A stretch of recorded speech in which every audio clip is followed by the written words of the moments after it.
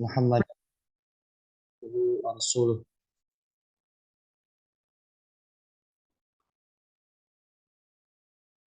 Pertama-tama, marilah kita panjatkan puji dan syukur kepada Allah Subhanahu wa taala yang masih memberikan kita kesempatan untuk belajar ilmu agama. Kemudian salawat dan salam kita haturkan kepada Nabi kita yang mulia,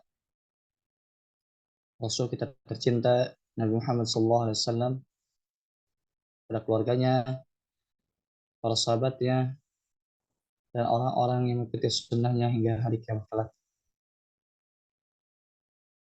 Jamaah masyaallah muslimin rahimakumullah, pada pertemuan kedua pada daurah kitab Al-Arba'in Nawawiyah, yang mana pada malam hari ini kita memasuki hadis yang ke-5.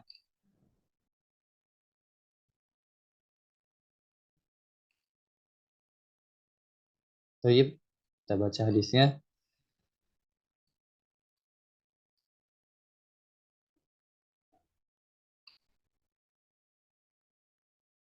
Al-Hadithul Khamis an Ummil Mu'minin Ummi Abdillah Aisyah radhiyallahu anha qalat qala Rasulullah sallallahu alaihi wasallam man ahdatsa fi amrina fahuwa raddun. Yang artinya dari Ummul Mukminin. Maksud dari Ummul Mukminin adalah ibunya kaum mukminin. Kita ketahui bersama bahwasanya istri-istri Nabi adalah ibu bagi kita semua, ibu bagi kaum mukminin. Wa azwajuhu ummahatum, atau kata sebutkan apa? Dan ibu-ibu atau istri-istri Nabi Muhammad SAW adalah ummahatuhum, yaitu ibu-ibu bagi kaum mukminin. Nah, karena di sini sebut an ummil mukminin, maksudnya ibu kaum mukminin.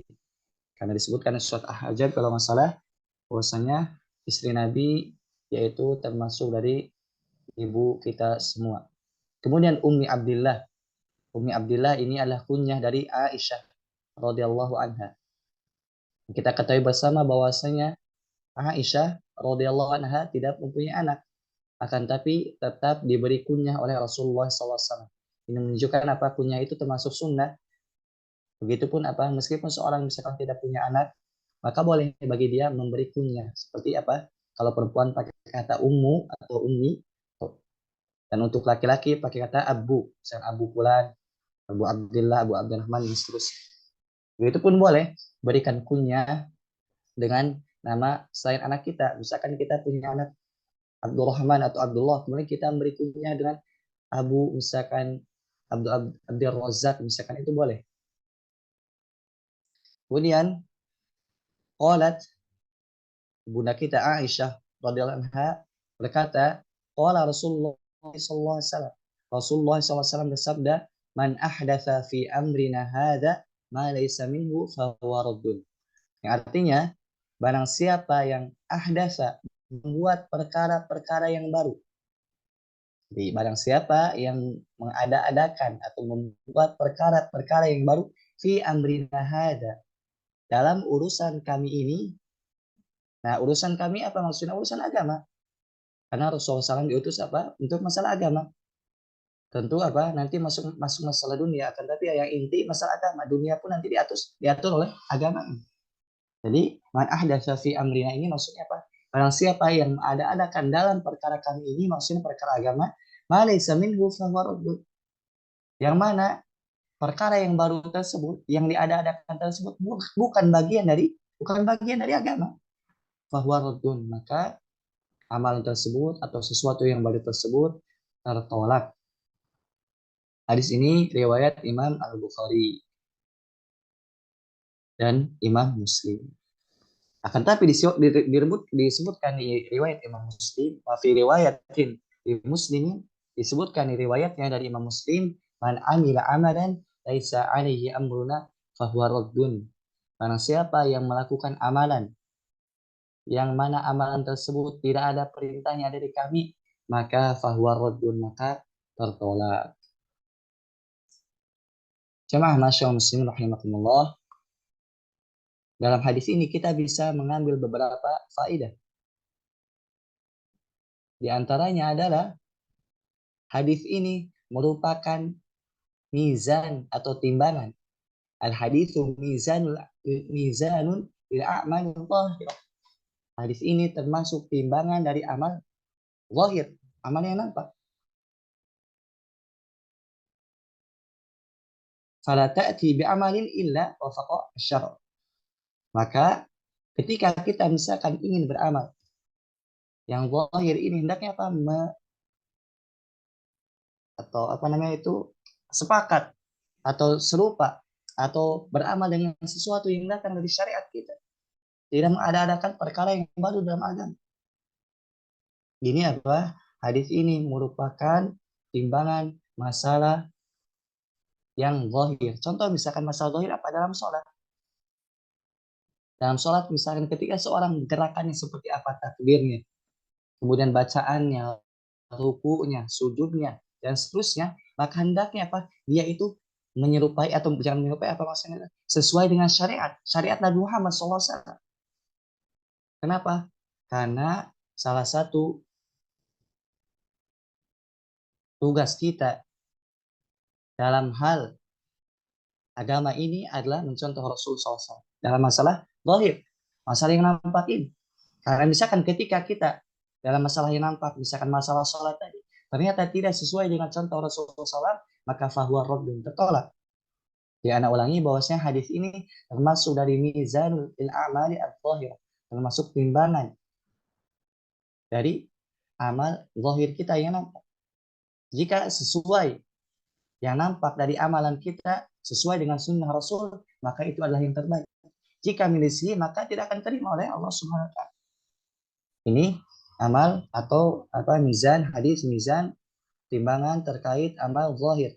Nah, di sana ada hadis yang terkait amal batin, timbangannya, yaitu tentang masalah niat.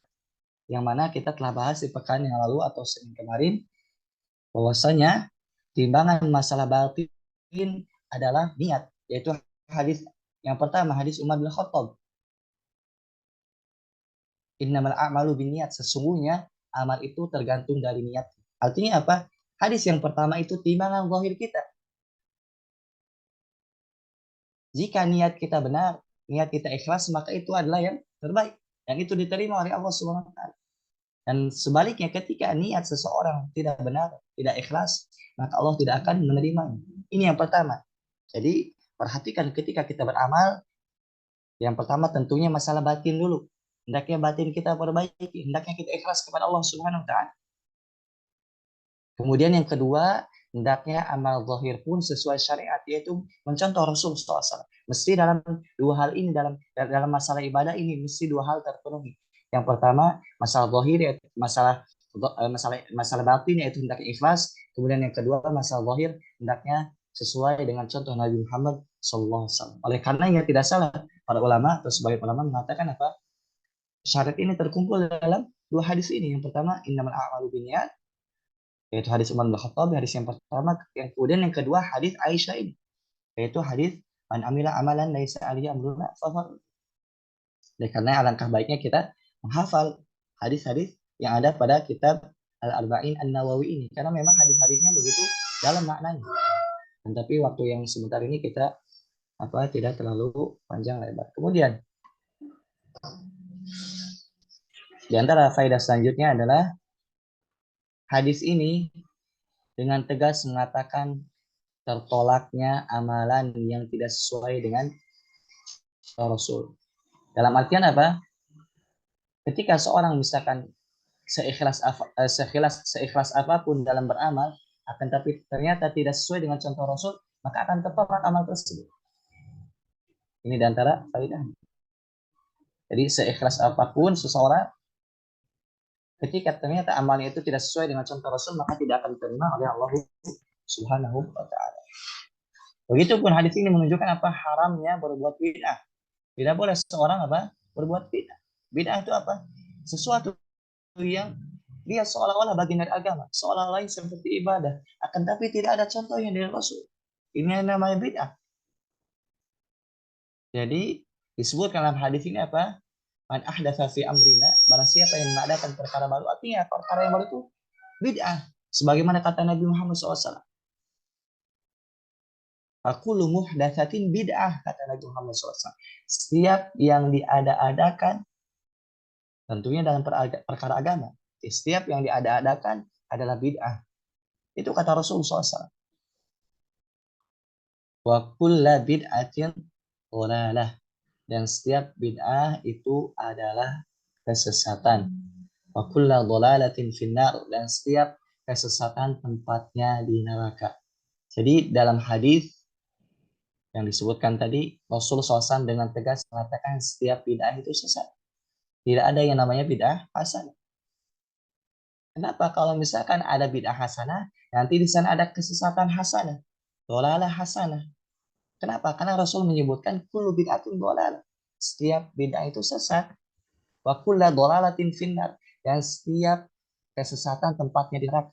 Jadi kullu di sini mencakup semuanya. Kenapa? Karena Rasul menyebutkan setiap kesesatan tempatnya di neraka. Kalau misalkan kita katakan ada bid'ah hasanah, berarti ada juga apa? Kesesatan hasanah atau dhalalah hasanah. Begitupun nanti ada apa? Ada misalkan sebagian, kalau kita katakan sebagian bid'ah itu apa? Baik, berarti nanti juga apa? Ada sebagian yang dhalalah itu atau kesesatan itu baik. Tidak seperti itu. Dengan jelas mengatakan Rasul setiap bid'ah itu adalah sesat. Meskipun mungkin sebagian ulama ada yang mengatakan bid'ah hasanah. Kita katakan apa? Yang mengatakan seluruh bid'ah itu sesat adalah Rasul SAW. Maka ucapan Rasul lebih berhak untuk kita ikuti daripada ucapan ulama. Kenapa? Karena kata Imam Malik rahimallahu taala, kullun yu'khadu wa yutraku min qawlihi illa sahibah hadal qabr. Kata Imam Malik, setiap ucapan seorang itu bisa diambil, bisa ditolak. Di siapapun orangnya, selain Nabi, bisa ucapannya itu bisa diterima, bisa ditolak. Kalau Nabi itu mesti diterima. Kenapa? Karena wa ma yantiqu anil hawa in huwa illa wahyu. Karena Nabi Muhammad itu apa? Ketika berbicara bukan dengan hawa nafsunya, akan tapi wahyu yang diwahyukan kepada beliau sallallahu alaihi wasallam. Baik, kita lanjutkan ke hadis selanjutnya. Yaitu hadis yang ke-6. Al-haditsus sadis an Abi Abdullah An-Nu'man ibn Bashir radhiyallahu anhuma qala sami'tu Rasulullah sallallahu alaihi wasallam yaqul innal halala bayyin wa innal harama bayyin wa bainahuma umurun mushtabihatun la ya'lamuhunna katsirun minan nas. Yang artinya dari sahabat Abi Abdullah An-Nu'man ibn Bashir radhiyallahu anhuma, beliau berkata, aku mendengar Rasulullah SAW bersabda, innal halala bayyinun, sesungguhnya halal itu jelas. Wa innal harama bayyin, dan sesungguhnya yang haram itu jelas. Wa bainahuma umurun mushtabihatun, dan ada perkara yang samar-samar. La ya'lamuhunna katsirun minan nas. Tidak ada yang mengetahui, atau la ya'lamuhunna katsirun minan nas. Kebanyakan manusia itu tidak mengetahui. Jadi dalam hadis ini Rasul mengatakan yang halal jelas, yang haram jelas, ada yang tengah-tengah yaitu syubhat. Yang mana tengah-tengah ini belum jelas. Seolah-olah haram akan tapi ada sisi halal. Nah, Rasul mengatakan dalam hadis ini la ya'lamuhunna katsirun minan nas. Kebanyakan manusia itu tidak mengetahui hukumnya. Nah, berarti apa? Ada faedah dalam hadis ini. Sebagian yang lain atau sedikit orang yang mengetahui hukum, yaitu para ulama. Para ulama itu apa? Yang syubhat pun menjadi jelas bagi mereka. Kenapa? Mereka tahu ilmu. Karena tidaklah syubhat itu terjadi kecuali apa? Kurang ilmu. Oleh karena di sini disebutkan la ya'lamuhunna katsirun nas. Kebanyakan manusia tidak mengetahui. Artinya apa? Ada sebagian orang yang mengetahui perkara tersebut. Jelas bagi dia tuh. Disebabkan apa? Disebabkan keilmuan yang ia miliki. Allahu a'lam. Kemudian, faman ittaqa syubhati faqad istabra'a li dinihi wa 'irdihi. Nah, barang siapa yang menjauhi syubhat tersebut. Jadi misalkan seorang ada pilihan halal haram jelas. Nah, ini dia apa? Ada yang syubhat. Nah, barang siapa yang menjauhi syubhat ini, faqad istabra'a lidinihi wa 'irdihi. Maka dia telah membersihkan agama dan kehormatan. Artinya dia selamat. Dia bersikap waro. Misalkan kita dihadapkan dengan suatu permasalahan yang belum jelas itu halal apa haram, tinggalkan saja. Karena ini apa? Termasuk dari keselamatan agama kita. Toh seandainya misalkan itu pun halal, misalkan ini subhat misalkan. Subhat tersebut misalkan kita tinggalkan. Nah, seandainya subhat ini halal, kita tidak rugi untuk meninggalkannya. Kenapa? Karena kita sudah tinggalkan. Berbeda jika memang kita subhat ini belum jelas, kemudian kita lakukan. Nah, bisa jadi subhat ini hukumnya haram, sehingga kita berdosa misalkan disebabkan kita melampaui yang subhat tersebut. Oleh karena kata Nabi Muhammad SAW hadis selanjutnya, "Waman waqa'a fi syubhati waqa'a fil haram." Barang siapa yang terjumus pada perkara-perkara subhat, maka hampir-hampir dia terjumus kepada perkara yang haram. Dia orang yang terus menerus dalam perkara subhat itu ujung-ujungnya nanti bisa terjatuh pada yang haram. Karoi yang haulal him, sebagaimana pengembala, yang mana pengembala tersebut mengembala kambingnya di daerah terlarang. Misalkan ini daerah terlarang, misalkan pengembala itu di ujung-ujung daerah terlarang tersebut. Yushiku an yarta'afi, hampir-hampir dia pasti masuk ke daerah larangan. Kenapa? Karena dia selalu di ujung daerah larangan tersebut. Hampir-hampir dia masuk pada daerah larangan tersebut. Ala wa inna likulli malikin hima. Ketahuilah bahwasanya setiap raja itu punya daerah larangannya. Pasti setiap raja, mau raja dunia, mau raja yang sesungguhnya itu Allah Subhanahu wa taala punya yang namanya daerah larangan, punya larangan.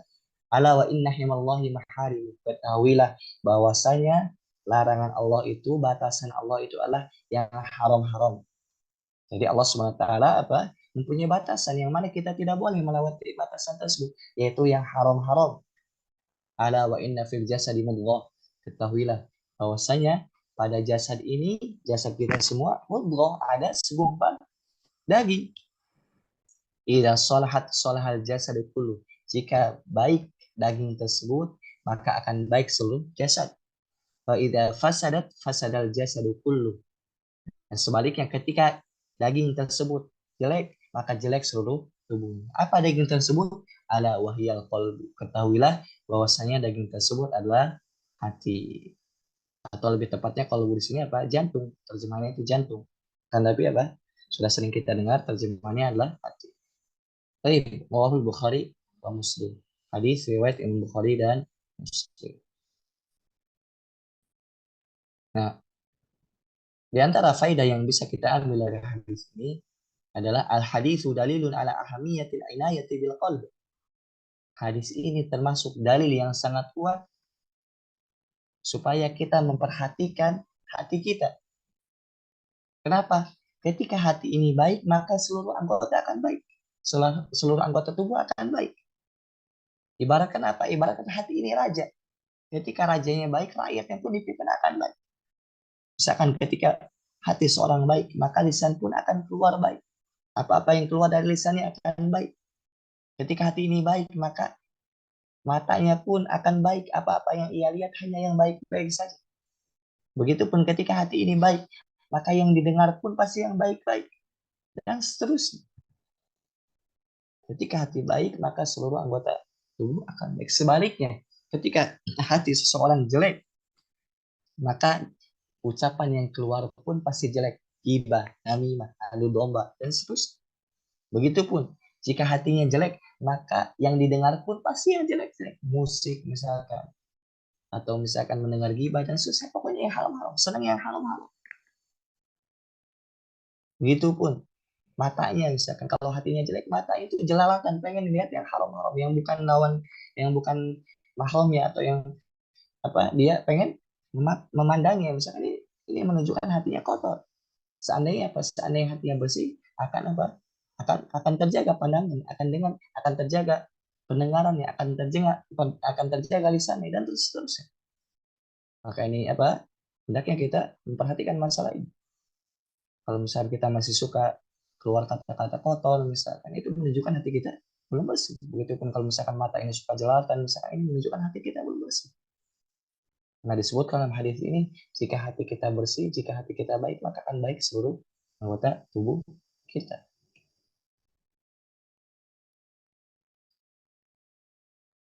Begitupun dalam hadis ini ada beberapa faedah. Di antara faedahnya bahwasanya segala sesuatu itu ada tiga hukumnya. Yang pertama halal, yaitu yang jelas. Seperti apa misalkan makan roti, ini jelas hukumnya pasti halal. Kemudian yang kedua ada yang haram. Seperti apa? Haram dengan jelas misalkan seperti khamar, zina, ini haram jelas. Nah, di sana musyabihah yang syubhat yang sama-sama. Maka seorang ketika menghadapi yang syubhat ini apa? Hendaknya dia bersikap paro, yaitu meninggalkan syubhat tersebut. Kenapa itu lebih baik bagi agama dia? Qadis sabra bidinihi wa irdihi. Dia telah menyelamatkan agama dan kehormatannya.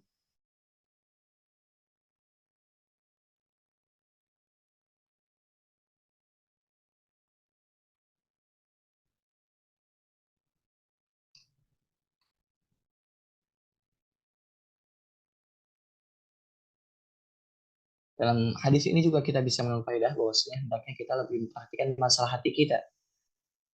Misalkan kesucian hati dengan cara mempelajari misalkan hadis-hadis yang di sana apa terkait lembut hati seperti misalkan Imam Bukhari menulis di dalam kitab sahihnya apa kitab Ar-Raqaiq. Ar-Raqaiq itu apa pelembut bagi hati. Ini penting bagi kita.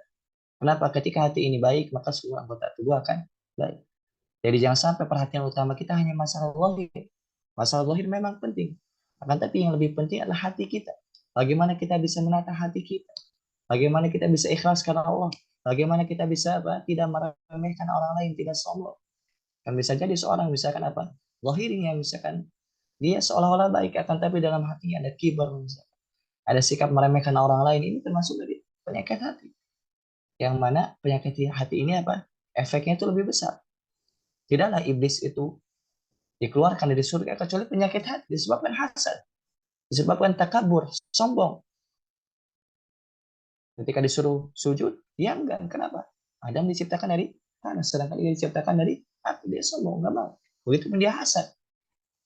Oleh karenanya apa? Nanti kita perbaiki atau perhatikan masalah hati kita. Dan masalah hati ini masalah yang besar. Hendaknya kita berusaha untuk memperbaikinya dan diiringi dengan doa. Jadi jangan lupa diiringi dengan doa.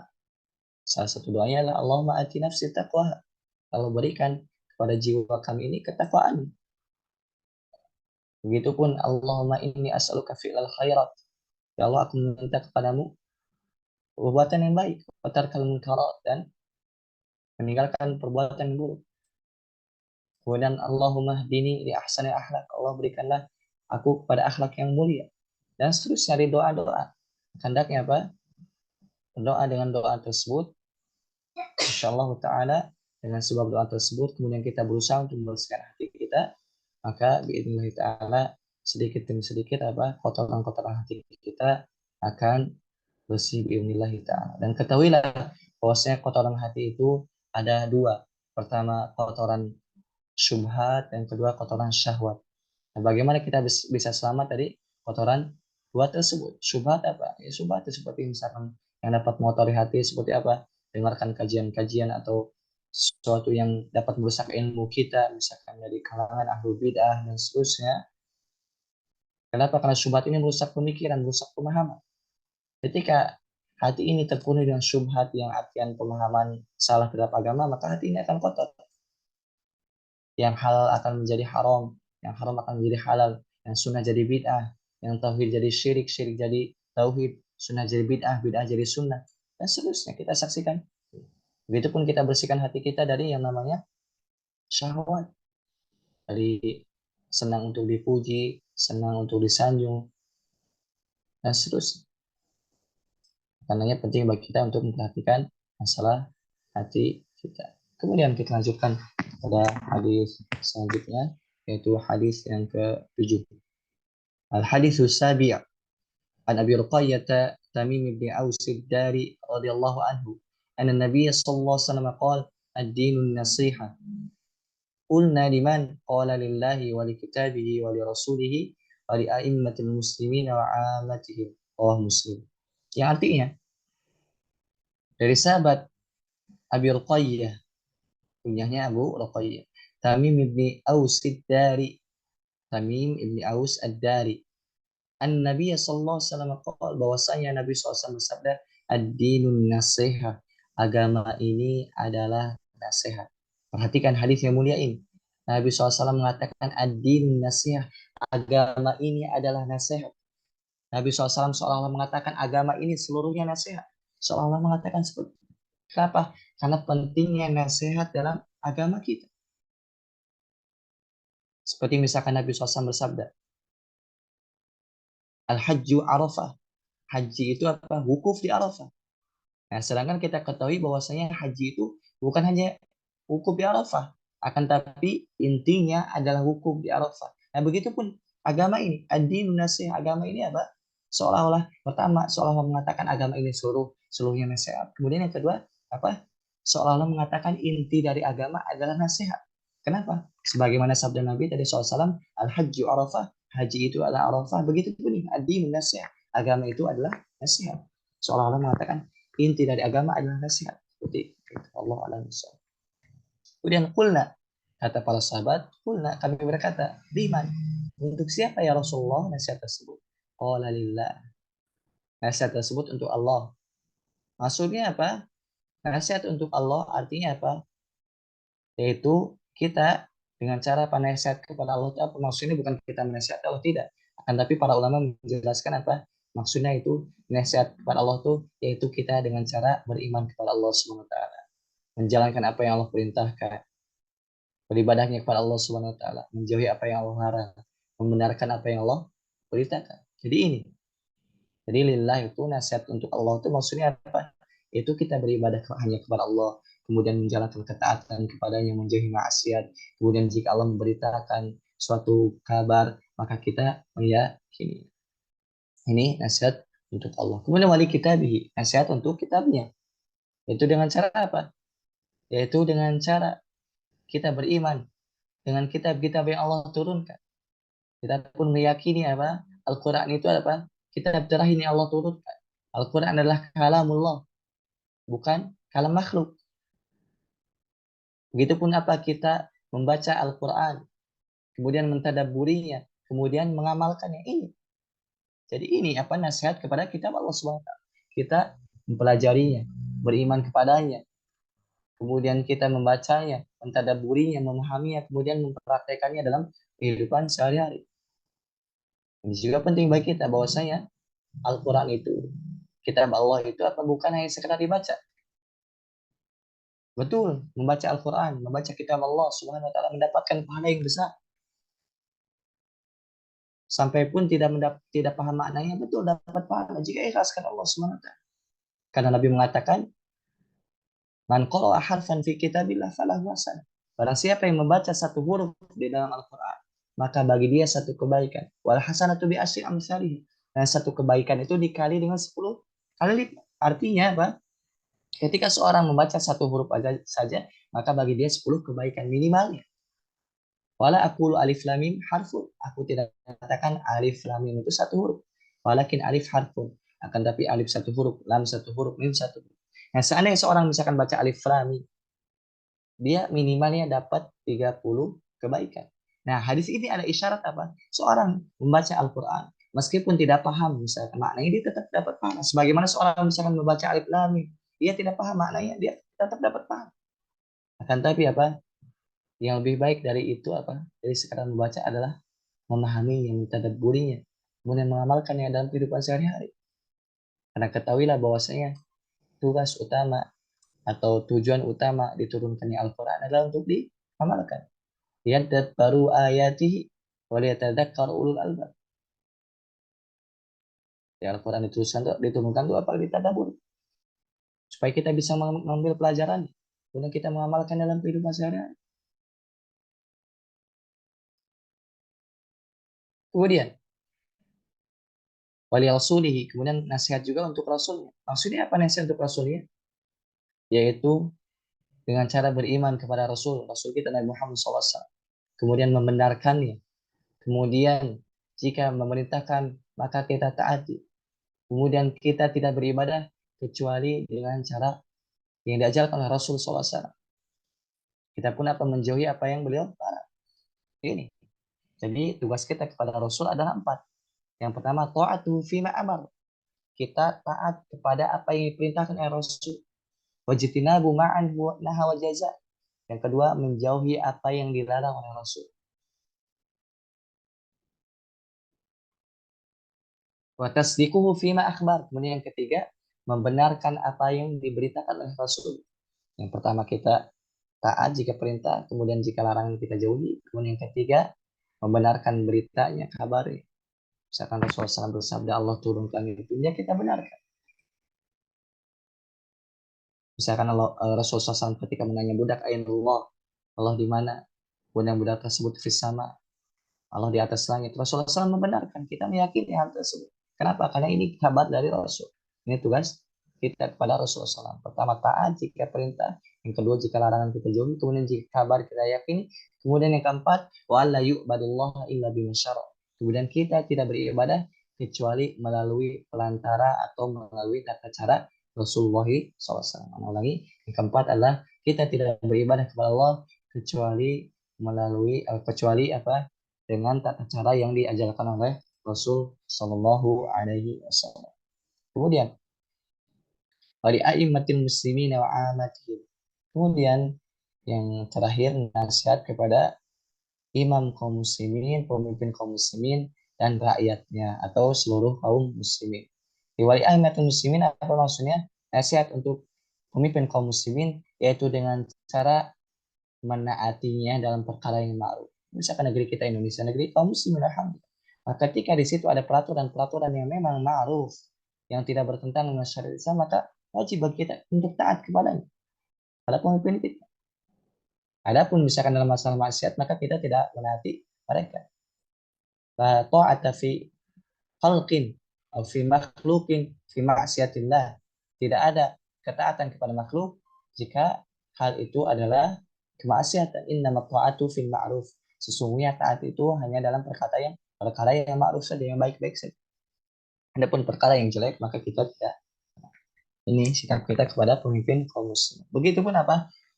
Adamul khuruj alaihim, tidak memberontak, tidak mencela, tidak memberontak. Seperti orang-orang Khawarij, mereka apa senangnya berontak kepada penguasa. Ini tidak boleh. Itu bukan termasuk dari bentuk nasihat kita kepada pemimpin. Jadi seorang misalkan ketika dia memberontak pada pemimpin atau mencela pemimpin, ini bukan bentuk nasihat. Justru apa? Menyelisih agama kita. Karena agama kita apa? Ketika ada nasihat untuk kaum penguasa, maka hendaknya apa? Kata Nabi SAW, nasihati dengan dua di sampingnya, tidak apa dengan terang-terangan. Kemudian ba'amatihim. Kemudian agama juga adalah termasuk dari nasihat kepada kaum muslimin secara umum, yaitu dengan cara apa? Yaitu mengajari mereka beramal ma'ruf nahi mungkar kepada mereka, serta apa, memberikan kebaikan kepada mereka, serta tidak memberikan keburukan kepada mereka.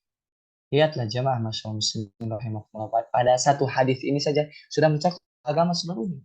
Dari nasihat kepada Allah, kitabnya, rasulnya, kemudian pemimpin kaum muslimin, kemudian seluruh kaum muslimin. Nah, seandainya satu hadis ini aja kita amalkan, kita termasuk dari orang yang bahagia. Karenanya begitu pentingnya hadis-hadis yang ada dalam kitab ini. Satu hadis saja begitu dalam maknanya.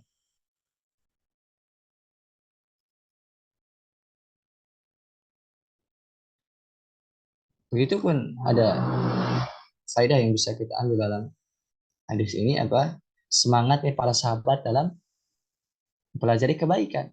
Mereka mengatakan kulna liman. Mereka bertanya, ya Rasulullah, untuk siapa? Jadi para sahabat itu ketika mereka tidak paham atau ada yang muskilah, mereka bertanya. Jadi tidak malu-malu.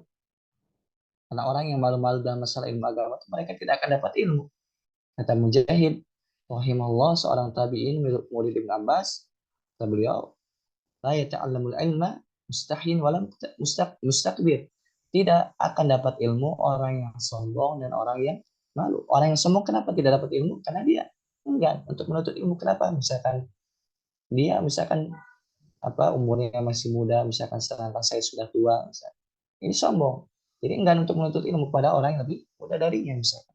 Atau hal lain sebagainya. Misalkan orang kaya saya tidak mau menuntut ilmu, misalkan di majelis ilmu, kenapa? Karena di majelis ilmu itu apa? yang miskin ada, misalkan segala manusia, ini sombong. Orang yang sombong tidak akan dapat ilmu. Begitupun mustahil, orang yang pemalu itu tidak akan dapat ilmu. Kenapa? Karena bisa jadi orang misalkan ketika mau menuntut ilmu, dia mengatakan, saya malu, misalkan sudah tua, masa saya menuntut ilmu, misalkan. Dan seterusnya. Kemudian hadis ini juga apa? Ada faedah bahwasanya ad-dinu qa'imun 'ala tanassuhi, bahwasanya agama ini dibangun di atas saling menasihati. Jadi, agama ini dibangun atas dasar saling menasihati. Bahkan Allah menyebutkan di surat Al-Asr itu salah satu bentuk atau salah satu ciri orang yang dia keluar dari kerugian adalah saling menasihati. Wa tawassalul haqqi, saling menasihati dalam kebenaran. Ya, orang yang keluar dari kerugian salah satu sifatnya adalah dia saling menasihati dalam kebenaran. Karena kebenaran ini mencakup agama seluruh. Ketika seorang saling tanasuh, saling menasihati dalam masalah agama seluruhnya, maka dia mendapatkan kebahagiaan dunia dan akhirat.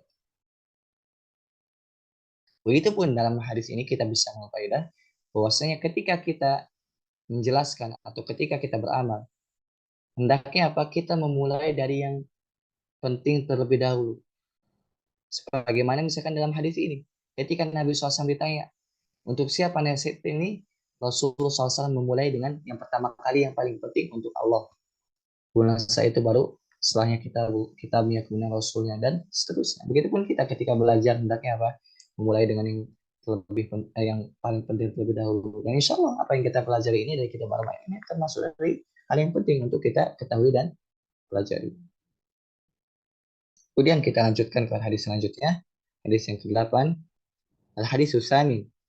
An Ibnu Umar radhiyallahu anhu anna Rasulullah sallallahu alaihi wasallam qala umirtu an uqatila an-nas hatta yashhadu an la ilaha illallah wa anna Muhammadar Rasulullah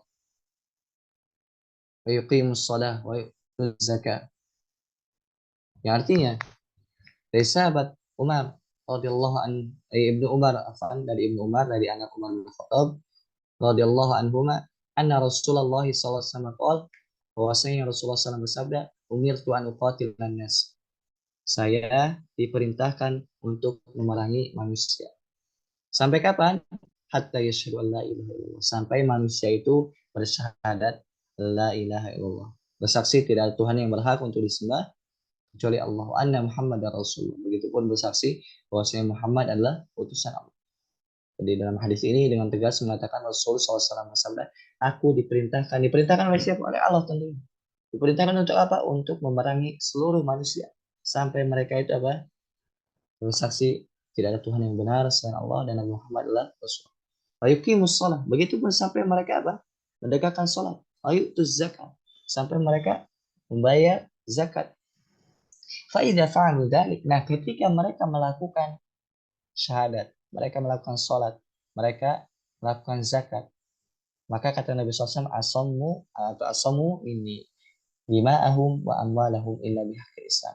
Maka darah mereka, harta mereka dijamin oleh Nabi SAW. Tidak boleh diganggu, tidak boleh diambil, hartanya tidak boleh diambil, darahnya tidak boleh ditumpahkan illa bihaqqil Islam, kecuali dengan hak Islam. Maksudnya apa hak Islam? Ya sesuatu yang dibenarkan oleh Islam. Contoh misalkan seorang misalkan dia mengucapkan syahadat asyhadu anna Muhammad asyhadu an la ilaha illallah wa asyhadu anna Muhammad rasul. Dia mengucapkan, kemudian dia juga sholat. Begitupun dia juga zakat. Akan tapi dia membunuh orang lain misalkan, maka boleh bagi dia untuk dibunuh, dihukum qisas. Kenapa? Karena di hakil Islam dia sudah berhak menurut Islam. Karena salah satu orang yang boleh dibunuh adalah orang yang dia membunuh orang lain yang kita kenal dengan hukum qisas. Jadi ini makna illa bihaqil Islam, kecuali yang dibenarkan oleh Islam, kecuali haknya Islam. Fahisabu ma'allahi ta'ala, dan perhitungannya terserah Allah subhanahu wa ta'ala. Ini juga bisa memfaedah apa? Bahwasanya kita itu dalam masalah muamalah kita dengan makhluk adalah masalah zahir saja. Adapun masalah batin itu urusan Allah subhanahu wa ta'ala. Orang yang misalkan dia ucapkan syahadat la ilaha illallah, kita nilai apa? Kita nilai dia seorang muslim. Saya apa memang belum jelas jelas bagi dia atau belum jelas bagi kita, dia melakukan perkara-perkara kekufuran yang nyata. Jadi hukum asalnya apa? Ketika seorang mengucapkan kalimat syahadat, maka kita apa mengatakan dia kaum muslim. Ada pun masalah hatinya, misalkan kenifakan dan seterusnya, itu urusan Allah Subhanahu wa taala. Dan ini pernah terjadi di zaman Nabi Muhammad SAW, yaitu seorang sahabat Usama bin Zaid ketika berperang melawan musuhnya, kemudian musuh tersebut mau dibunuh sama Usama bin Zaid. Musuh tersebut kemudian tiba-tiba mengucapkan asyhadu alla ilaha illallah wa anna muhammadar rasul. Bersaksi syahadat. Akan tapi Zaid Usama bin Zaid tetap membunuhnya. Kemudian dilaporkan kepada Nabi Muhammad SAW kejadian tersebut. Maka kata Nabi Muhammad SAW, apakah engkau membunuh orang yang bersyahadat? Kata Usama bin Zaid, ya Rasulullah, dia ucapkan hal tersebut hanya untuk apa? Lindungi darah dia supaya tidak dibunuh. Kata Nabi Muhammad SAW, apakah engkau membelah dadanya sehingga engkau tahu? Terus Nabi SAW mengucapkan apa hal tersebut. Nah, karena ya Pak, tugas dari kita masalah tauhid saja, menilai manusia ada pembatin terserah Allah SWT, hitungannya di sisi Allah SWT. Hisabum Allah Ta'ala, perhitungannya di sisi Allah Subhanahu wa Ta'ala. Kemudian faedah yang bisa kita ambil dalam hadis ini adalah dalilun ala annahu yajibu ala wali al-amri an yuqatila an-nasa hatta yadkhulu fil Islam. Wajib bagi pemimpin kaum muslimin, orang yang dia punya wewenang kepemimpinan, untuk memerangi manusia sampai mereka masuk Islam. Jadi wajib bagi pemimpin yang memang dia punya wewenang dalam hal pemerintahan, wajib memerangi manusia sampai mereka itu masuk Islam. Kenapa? Karena salah satu akidah Ahlussunnah wal Jamaah bahwasanya kita tidak berperang kecuali di bawah pemimpin kaum muslimin. Jadi kita tidak boleh berperang kecuali di bawah pemimpin kaum muslimin. Kemudian, wahadal wujubu muta'allaqun bil istita'ah. Akan tetapi perlu diketahui bahwasanya kewajiban memerangi manusia ini harus berkaitan dengan kemampuan. Artinya apa? Jika tidak mampu maka kubur. Jika tidak mampu maka memerangi manusia jadi kubur. Sebagaimana Nabi SAW di awal-awal dakwah beliau apa? Tidak memerangi manusia. Kenapa? Karena begitupun kaum muslimin yang sekarang, mereka tidak apa? Tidak memerangi orang-orang yang tidak masuk Islam. Kenapa? Karena kondisi mereka itu lemah. Kondisi mereka lemah.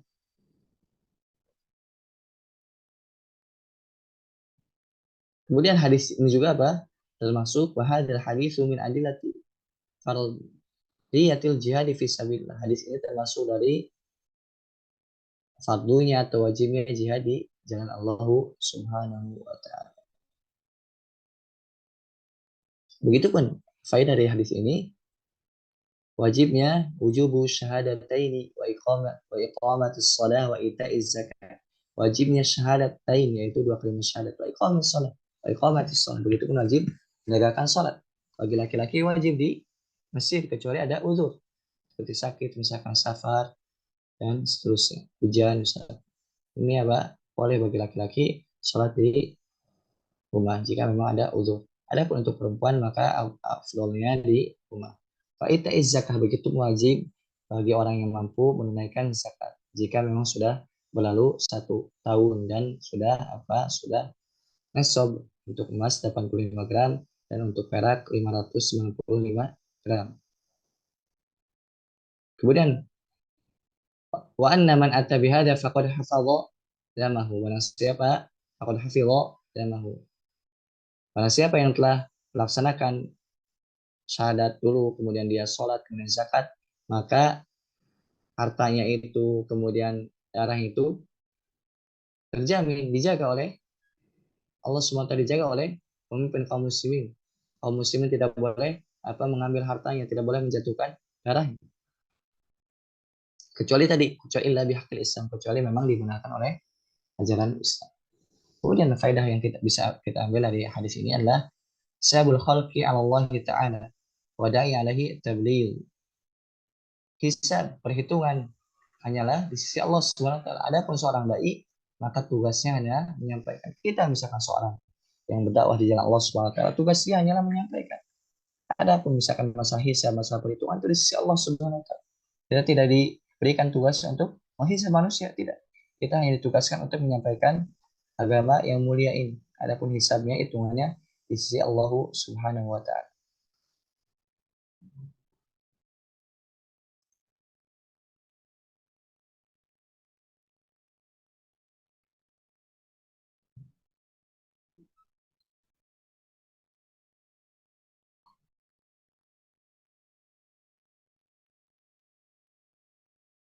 Begitupun faedah yang bisa kita ambil dari hadis ini, bahwasanya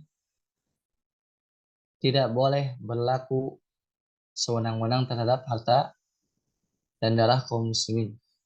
Ya, orang tidak boleh sewenang-wenang dalam hal harta dan darah kaum muslimin. Bahkan Nabi SAW di Haji Wada itu mengatakan bahwasanya inna amwalakum, sesungguhnya harta-harta kalian, wadima'akum, dan darah-darah kalian, haramun alaikum, haram atas kalian, tidak boleh diambil hartanya, tidak boleh ditumpahkan darahnya. Kahurmati yaumikum hada, sebagaimana haramnya hari ini, yaitu di hari apa? Arafah.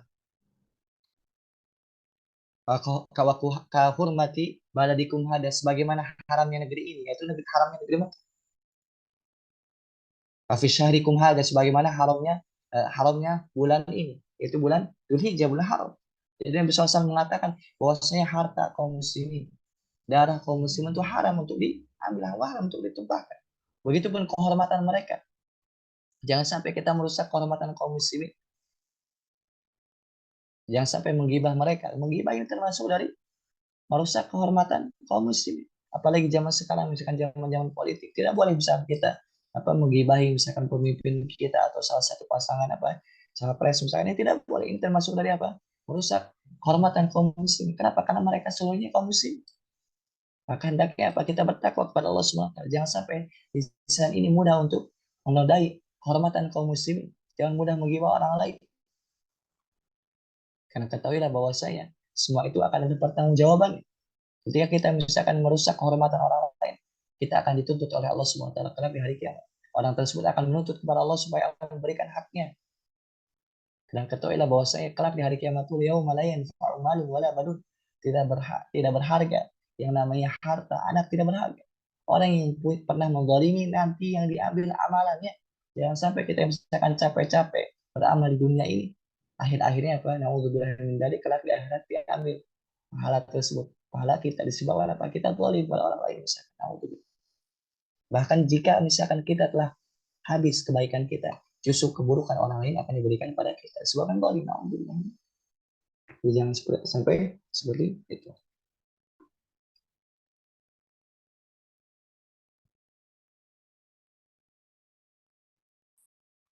Kemudian kita lanjutkan hadis selanjutnya, hadis ke 9. Al-hadis tasi'. An Abi Hurairah radhiyallahu anhu, atau Abi Hurairah Abdurrahman bin Sakhr, dari sahabat yang mulia Abu Hurairah. Abu Hurairah ini termasuk sahabat yang paling banyak meriwayatkan hadis. Ya, Abu Hurairah termasuk sahabat yang paling banyak meriwayatkan hadis. Kalau nggak salah 5.000 sekian hadis yang diriwayatkan oleh Abu Hurairah. Nama aslinya siapa? Abdurrahman bin Sakhr. Nama asli Abu Hurairah adalah Abdurrahman bin Sakhr. Kita sering kenal nama kunyahnya Abu Hurairah. Akan tapi nama aslinya adalah Abdurrahman bin Sakhr. Beliau berkata, sami'tu Rasulullah SAW. Rasulullah SAW, atau aku mendengar Rasulullah SAW bersabda, ma nahitukum anhu fajtanibuh. Apa yang aku larang, jauhilah. Kata Rasulullah SAW, apa yang aku larang, jauhilah. Jauhilah. Wa ma amartukum bihi fa'tu minhu mastata'tum. Dan apa yang aku perintahkan, maka lakukanlah semampu kalian. Lihat dalam hadis yang mulia ini. Ketika Rasulullah SAW mengatakan, atau ketika Rasulullah SAW bersabda, jauhilah. Rasulullah SAW mengatakan mutlak. Artinya apa? Tidak ada batasannya. Apa yang dilarang oleh Nabi, wajib dijauhi semuanya. Adapun untuk masalah perintah, Nabi SAW mengatakan, fa'tu minhu mastata'tum. Adapun untuk perintah yang diberikan Nabi SAW, adalah fa'tu minhu mastata'tum. Lakukan semampu kalian. Lakukan semampu kalian. Artinya apa? Yang namanya larangan itu tidak ada toleransi, mesti dijauhi. Kenapa yang namanya larangan itu mudah bagi kita untuk melakukannya? Misalkan jangan lakukan zina, jangan lakukan misalkan minum khamar, jangan lakukan ghibah, mudah bagi kita. Kenapa? Karena untuk meninggalkannya kita tidak perlu tenaga. Kenapa kita mudah untuk melakukan atau untuk mudah untuk meninggalkan yang dilarang? Karena kita untuk meninggalkannya tidak perlu tenaga. Oleh karenanya Nabi SAW mengatakan mutlak, apa yang aku suruh untuk dijauhi, apa yang aku larang jauhi, tinggalkan. Adapun perkara yang diperintahkan oleh Rasulullah SAW, maka Rasulullah SAW mengatakan fa'tu minhu mastata'tum. Lakukan semampu kalian. Kenapa? Karena yang namanya perbuatan ini atau mengerjakan perintah ini mesti apa? Menggunakan tenaga. Dan kadang orang apa berbeda tenaga. Misalkan orang yang haji misalkan. Nabi SAW memerintahkan haji. Akan tapi haji ini khusus bagi orang yang mampu. Begitu pun dalam masalah sholat misalkan. Salah satu rukun sholat adalah berdiri. Akan tapi jika berdiri tidak mampu apa? Ya duduk. Ini apa? Karena yang namanya perintah itu kita melakukannya semampu kalian. Adapun masalah yang dilarang wajib kita menjauhinya. Tidak ada toleransi sedikit pun. فإنما أهلك الذين من قبلكم كثرة مسائلهم واختلافهم على أنبيائهم. Kenapa? Karena sesungguhnya orang-orang sebelum disebabkan mereka itu banyak bertanya. Artinya banyak bertanya apa? Hal-hal yang tidak bermanfaat atau hal yang didiamkan oleh syariat. Bisa jadi misalkan seorang bertanya terhadap asalnya perkara tersebut halal menjadi haram disebabkan pertanyaan orang tersebut. Oleh karenanya apa di zaman turun wahyu itu apa para sahabat itu jarang bertanya yang memang apa kecuali mendesak. Oleh karena yang disebutkan dalam hadis itu apa? Para sahabat itu senang ketika datang orang Arab Baduy. Kenapa? Kalau orang Baduy itu mereka masalah tanya itu apa? Kadang apa? Sebebas mereka. Mereka itu orang Baduy itu bebas bertanya. Kenapa? Karena mereka itu jauh dari pelosok sehingga ketika jauh melakukan perjalanan ke Madinah, Nabi SAW memberikan leluasa untuk apa? Untuk menjawab pertanyaan mereka. Adapun para sahabat yang tinggal bersama Nabi SAW, maka pertanyaan mereka apa? Tidak sebebas orang-orang Arab Badui. Allah a'lam bishawab. Ini sebabnya orang orang sebelum kita biasa adalah mereka banyak bertanya. Waqtilafuhum ala anbiya'ihim. Begitupun sebab kebinasaan orang-orang sebelum kita adalah mereka menyelisihi para nabi. Hadis ini sahih riwayat Imam Bukhari dan Muslim. Ada beberapa faedah yang bisa kita ambil dalam hadis ini. Yang pertama adalah wajib diam atau wajib menahan diri dari apa-apa yang Rasulullah SAW larang. Jadi apa yang Rasulullah SAW larang, maka wajib untuk kita menjauhinya. Tidak boleh melakukan. Kemudian yang kedua, wujubul ityani bima amara bihi Nabi sallallahu alaihi wasallam. Wajib melakukan apa yang diperintahkan oleh Rasulullah SAW madama mustati'an alaih, sama kita mampu. Artinya ketika tidak mampu maka tidak ada kewajiban. Fattaqullaha mastata'tum. Bertakwalah kepada Allah semampu kalian. Kemudian mukhalifatan ma ja'a bil anbiya sababun. Mukhalifatu ma ja'a bil anbiya sababun min asbabil halak. Bahwasanya menyelisihi apa yang datang dengannya para nabi adalah sebab dari kebinasaan. Jadi jangan sampai kita apa? Menyelisihi ajaran Rasul SAW. Kenapa? Karena ketika kita menyelisihi ajaran Rasul SAW, maka kebinasaan yang akan kita dapatkan. Naudzubillah min dzalik. Falyahdharil ladzina yukhalifuna an amri an tusibahum fitnah aw yusibakum adzabun alim. Yang artinya hendaknya takut orang yang menyelisihi perintah Rasul. Yang orang yang menyelisihi Rasul hendaknya takut. Takut tertimpa fitnah di dunia ini berupa kesesatan. Itu pun apa? Ujung-ujungnya orang yang menyelisihi Rasul apa? Bagi dia adab yang pedih. Kemudian faedah yang selanjutnya, kasratul as'ilatil mazmumah. Banyak bertanya itu adalah tercela.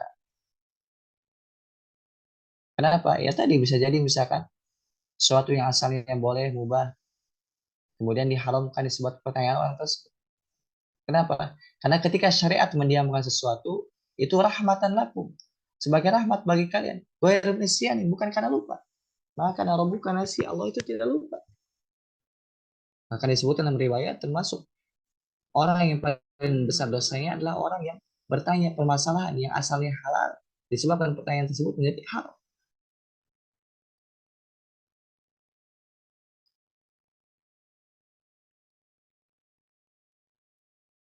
Dalam hadis ini juga kita bisa mengfaedah bahwasanya ada kaidah fiqhiyah, kaidah fikih yang bisa diambil dari hadis ini bahwasanya al aslu fin nahi at-tahrim. Ma lam ya'ti sharifun. Artinya hukum asal dari larangan adalah haram. Jadi ketika Rasulullah SAW mengatakan larangan itu hukum asalnya haram. Malam ya'ti sharifun, kecuali datang yang memalingkan. Jadi kalau misalkan hukum asalnya ketika Rasulullah SAW mengatakan atau melarang sesuatu maka itu haram hukum asalnya. Kecuali nanti ada dalil yang memalingkan, jadi makruh misalnya. Hukum asalnya apa? Ketika Rasulullah SAW melarang atau Allah melarang maka hukum asalnya itu adalah haram. Contoh misalkan wala taqrabuz zina, janganlah kalian mendekati zina. Maka apa-apa yang dapat mengantar kepada zina hukumnya haram. Kenapa di sini adalah wala taqrabu, jangan dekati. Ini adalah larangan. Perintah apa untuk menjauhi.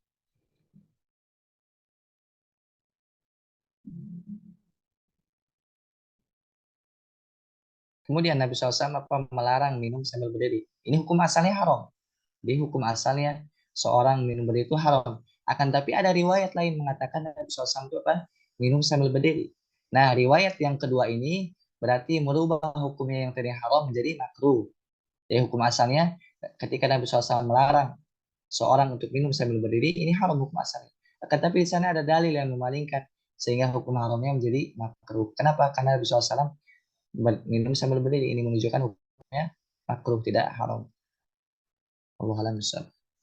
Kemudian ada kaidah fikih juga dalam hadis ini yang bisa kita ambil, yaitu al aslu fil amri al wujub. Hukum asal perintah itu adalah wajib. Malam yati sorifun. Hukum asal dari perintah adalah wajib, kecuali jika memang ada datang dalil yang memalingkan yang asalnya wajib dari sunnah. Kenapa? Karena ada dalil yang memalingkan. Akan tapi hukum asalnya adalah wajib. Contoh misalkan aqimus shalah, ini ada perintah aqimus shalah, tegakkanlah salat. Ini menunjukkan apa? Hukum salat adalah wajib. Kenapa? Di sini ada perintah.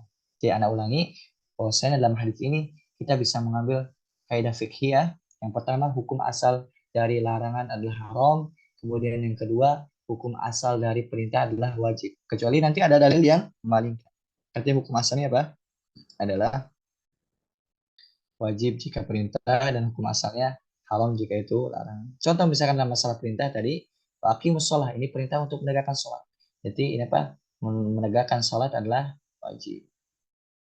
Contoh lain misalkan yang tadinya wajib berubah menjadi sunnah atau hukumnya apa? Sunnah, yaitu sutra itu apa?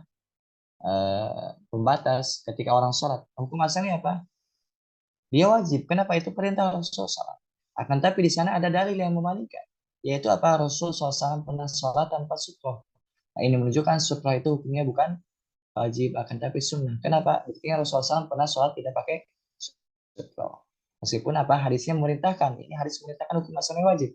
Akan tapi ada hadis di sana yang memalingkan sehingga makna wajib tersebut berubah jadi istihbab atau sunnah.